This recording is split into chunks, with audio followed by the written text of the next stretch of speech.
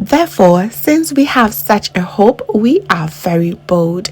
2 Corinthians chapter 3 verses 12. Hello family, a very warm welcome back to the Lovystouch food channel. So today on the menu we have Hausa Pinkaso. It is simply fried dumplings. It is coming all the way from our Hausa people.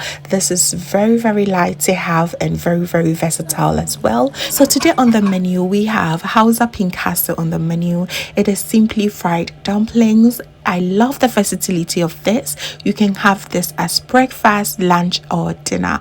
You can pair with so many things, and I would love to share lots of them if you keep watching. Let's make it. It is absolutely delicious. So there are very few ingredients needed for this recipe. First and foremost, you will need your flour. I'm using 2.5 cups of all-purpose flour. Please use self-risen flour as well. It works perfect. I want to make sure that there is no lumps in here.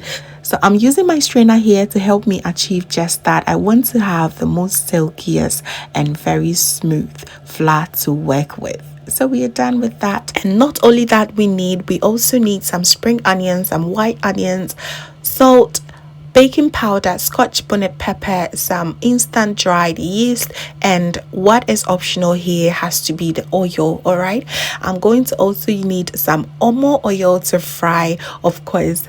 And to begin with, I'm going to blend my onions and scotch bonnet pepper, and this is going to be our wet ingredient for the day. So yes, we are done with the wet ingredients now. Absolutely beautiful. We are now going ahead to mix all the dry ingredients. So to the flour we add our salt. Mix it very well because you do not want it to get direct contact with the yeast. So now we're adding our baking powder and then our yeast. Use the dried instant yeast, works perfect. Mix everything together, and now we are going to add our wet ingredient, which is the blended scotch bonnet pepper and the onions. I use like lukewarm water to blend it up so it's kind of warm here. When your wet ingredients is warm, it helps proof the yeast faster. So here it was a huge fail using the whisk to do this. Because it's spicy, I didn't want to use my hand because I did not want to be ending up the whole day with that burning sensation from the spicy scotch bonnet pepper. So I used this. It was absolutely fantastic. It was like I was driving some bunko or something, but it worked very well. Okay, so if you have sticks like this at home, please use it and you are going to love this. Okay, so mix it until they are very nice, and the texture should not be very soft or runny. It should be just like this as you see on the screen. I added a little bit of water. Okay, so this is how the consistency should be.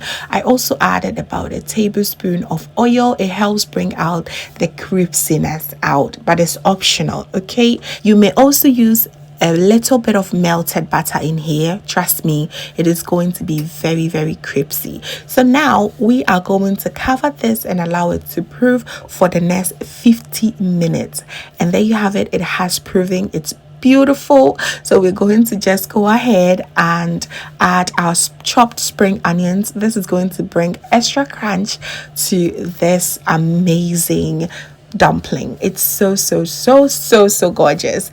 It's hard not to find some spring onions in your pinkaso. It really gives it that extra crunch, trust me. So now it's frying time.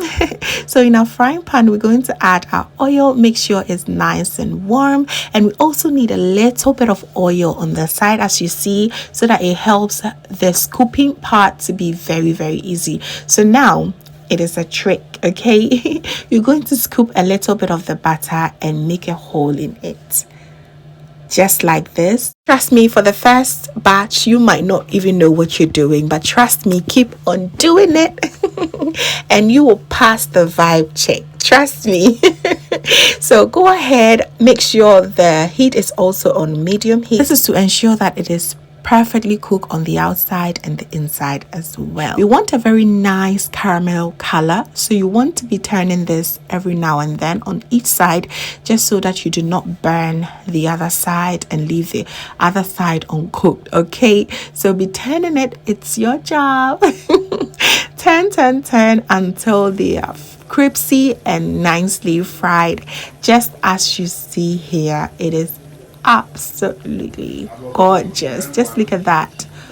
So good. This is kind of reminding me of ring onions. It is just the perfect color that you have to get. All right, so keep repeating the process until you're done with all the batter. Have fun doing this. It's so much fun.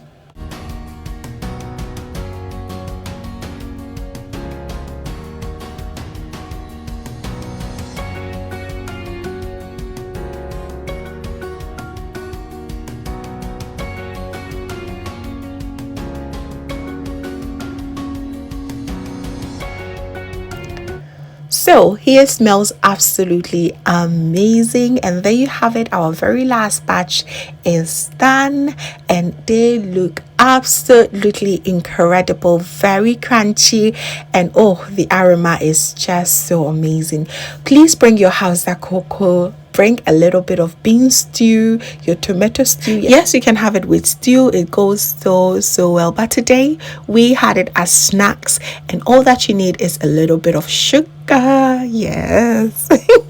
We got a little bit dirty and the kids absolutely go so wild for this. It is incredibly delicious. You can also decide to dip it in some syrup or honey. Oh my goodness, it's so good. Sweet, spice, and everything nice, as they say, right? It's amazing combo. You will love this so much. My favorite is to pair with Hausa cocoa anyways. It is absolutely incredibly delicious.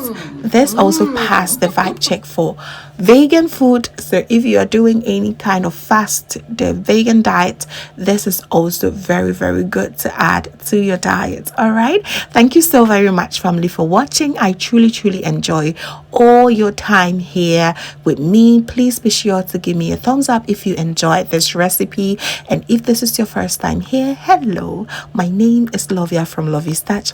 My main goal here is to cheer you up into making your own delicious meal right at the comfort of your home. And I also love to share kitchen related motivational videos, so please come on board and subscribe to join the family for amazing new recipes every week. Thank you so very much, family, for watching once again, and just know that you are so beautiful just the way you are. See you in my next one.